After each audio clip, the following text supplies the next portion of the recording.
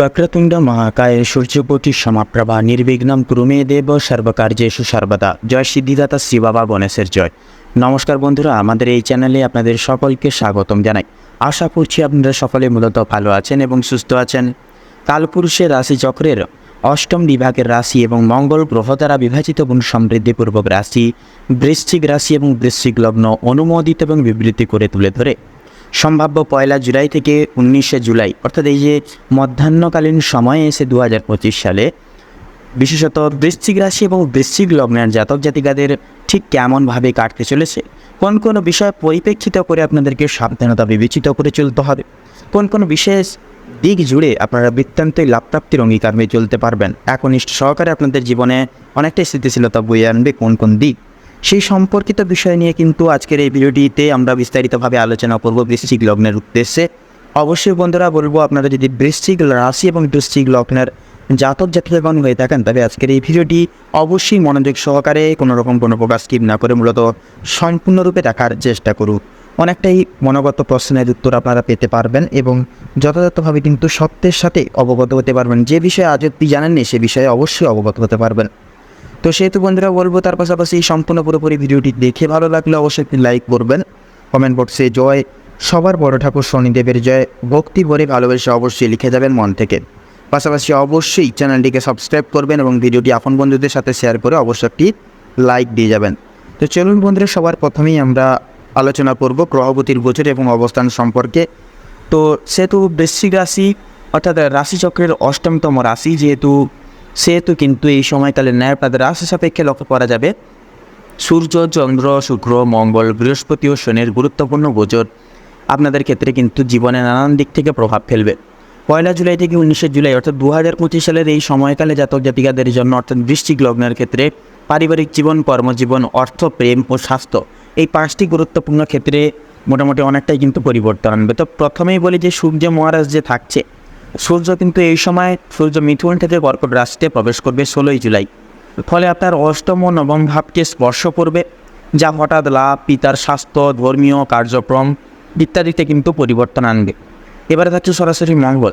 তো সরাসরি অর্থাৎ আপনাদের রাশিতেই কিন্তু মঙ্গল অবস্থান করছে এই সময়, যা আপনাকে প্রচণ্ড মানসিক শান্তি, মানসিক শক্তি এবং আত্মবিশ্বাস জগিয়ে তুলবে, তবে রাগ ও উগ্রতাও কিন্তু অনেকখানি বাড়াতে পারে। এবারে থাকছে বৃহস্পতি কিন্তু সপ্তমভাবে মিথুন রাশিতে অবস্থান করছে। তো যার কারণে কিন্তু বৈবাহিক জীবন পাশাপাশি ব্যবসায়িক অংশীদারিত্ব, পরামর্শমূলক কাজেও কিন্তু এই সময় অনেকটাই লাভবান হতে পারবেন।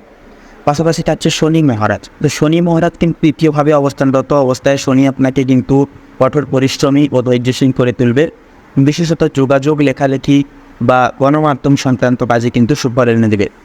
এবারে শুক্র ও বুধ এই দুই গ্রহ দশম এবং একাদশভাবে কিন্তু প্রবেশ করছে, যার ফলে কর্মক্ষেত্রে কিছুটা বন্ধুমহল ও আর্থিক ক্ষেত্রে কিন্তু শুভফল এনে তুলবে এবং সরাসরি কিন্তু আপনাদের ক্ষেত্রে আর্থিক উপলব্ধি অনেকটাই প্রাপ্তির যোগ বৃদ্ধি করিয়ে তুলবে বৃশ্চিক রাশি এবং বৃশ্চিক লগ্নের জাতক জাতিকাদের ক্ষেত্রে। তো চলুন আরও বিস্তারিতভাবে প্রত্যেকটা বিষয় জুড়ে আমরা আলোচনা করব। তো প্রথমেই বলি আপনাদের কর্মজীবন এবং পেশাগত জীবন নিয়ে।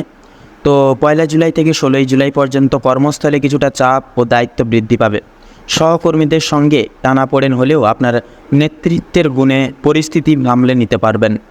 17 জুলাইয়ের পর থেকে সূর্যের নবমভাবে গমন আপনাকে বিদেশ সংক্রান্ত কাজে সুফল এনে দিতে পারে। যারা সরকারি চাকরির প্রস্তুতি নিচ্ছেন তাদের জন্য এই সময়টি অনেকটাই অনুকূল হবে। যারা ব্যবসা করছেন তাদের জন্য মঙ্গল ও বৃহস্পতির যুগল অবস্থান খুবই গুরুত্বপূর্ণ এবং খুবই শুভ হবে। আপনি যদি অংশীদারি ব্যবসা করেন বা করে থাকেন তাহলে নতুন বিনিয়োগ বা চুক্তি লাভজনক হবে। যারা প্রযুক্তি, চিকিৎসা বা রহস্যমূলক কাজে যুক্ত তাদের জন্য সময়টি বিশেষভাবে শুভ হয়ে উঠবে। তো আর্থিক অবস্থার বিষয় নিয়ে যদি এবারে কথা বলা হয়, এই সময় অর্থপ্রাপ্তি হবে চমকপ্রদভাবে। তো আগের বিনিয়োগ থেকে হঠাৎ লাভের সম্ভাবনা রয়েছে। শেয়ার বাজার বা অনলাইন ট্রেডিংয়ের ঝুঁকি থাকলেও সচেতন পরিকল্পনার মাধ্যমে লাভ পাওয়া সম্ভব হবে। তো 16 জুলাই পর্যন্ত অর্থাৎ 16 জুলাই মধ্যবর্তী সময়টিতে বিদেশ থেকে অর্থপ্রাপ্তির সম্ভাবনা রয়েছে।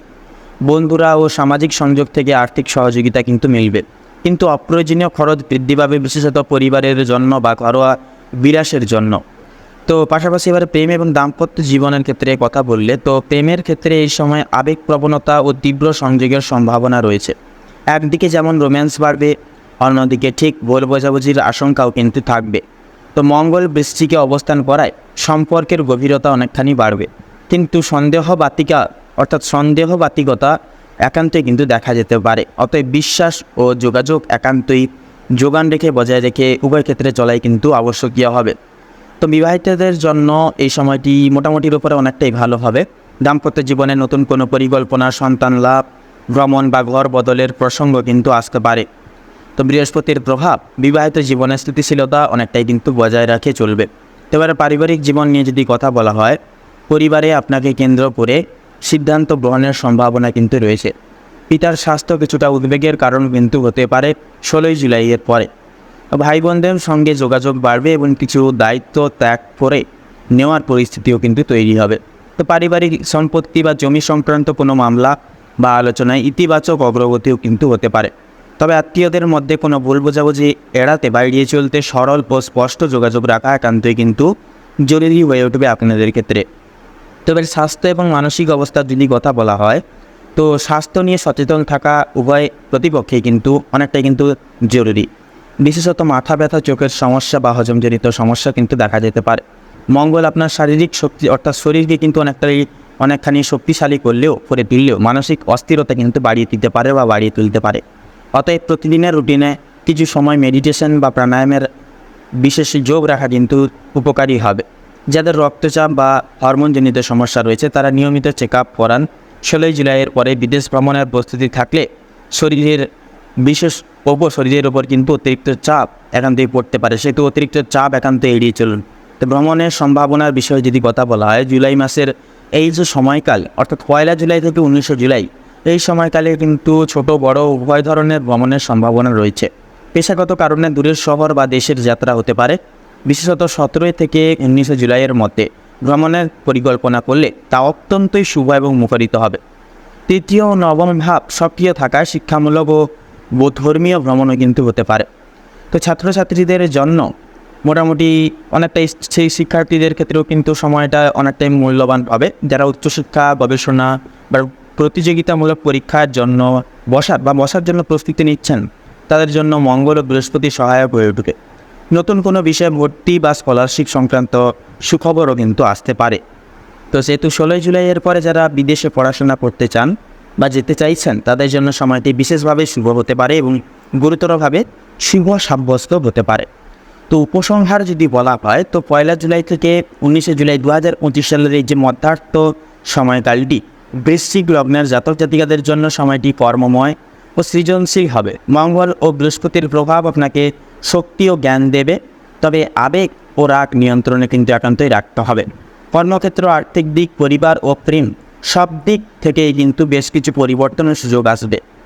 তো মোটামুটি বন্ধুরা, বৃশ্চিক রাশি এবং বৃশ্চিক লগ্ন উন্মোদিত এবং বিবৃতি করে তুলে ধরে সম্ভাব্য এই সময়কালের ভিত্তি করে বা এই সময়কালটিকে ভিত্তি করে আপনাদের ক্ষেত্রে যদি শুভ রং বলা হয় তাহলে হবে গাঢ় লাল এবং নীল। শুভ সংখ্যা হবে 9, 8 এবং 3। শুভ রত্ন হবে প্রবাল এবং কোহিনূর। শুভ দিক হবে পূর্ব দিক। তো বন্ধুরা, আজকের এই ভিডিওটি এই অবধি। আশা করছি আপনাদের ভিডিওটির মাধ্যমে প্রত্যেকটা গুরুত্বপূর্ণ তথ্য এবং পুঙ্খানুপুঙ্খিক প্রত্যেকটা আপডেট জেনে মূলত লাভবান এবং উপকৃত লাভ কিছুটা পর্যায়ে হলেও হয়ে উঠতে পেরেছেন। সেক্ষেত্রে বন্ধুরা, ভিডিওটি সম্পূর্ণরূপে দেখে আপনাদের ভালো লাগলে অবশ্যই একটি লাইক করবেন। কমেন্ট বক্সে ভালোবেসে ভক্তি করে জয় শ্রী সংকট মোচন বাবা হনুমানজির জয় অবশ্যই ভালোবেসে লিখে যাবেন। আপনাদের সকল সংকট, বাধা, বিপত্তি পথের জীবন থেকে দূরীভূত হবে, জীবন অনেকটাই কিন্তু শান্তি প্রাপ্তি ঘটবে। তো পাশাপাশি বন্ধুরা, অবশ্যই চ্যানেলটিকে অবশ্যই সাবস্ক্রাইব করবেন এবং আপন বন্ধুদের সাথে শেয়ার করে অবশ্যই একটি লাইক দিয়ে যাবেন। তো আপনারা সকলে ভালো থাকুন, সুস্থ থাকুন, সতর্ক থাকুন। প্রত্যেকটা দিন, প্রত্যেকটা মুহূর্ত আপনাদের খুব ভালোভাবে কাটুক, মনোনীতভাবে কাটুক। এই সময়কালটি আপনাদের সুখ স্বাচ্ছন্দ্যময়ভাবে কাটুক। নমস্কার।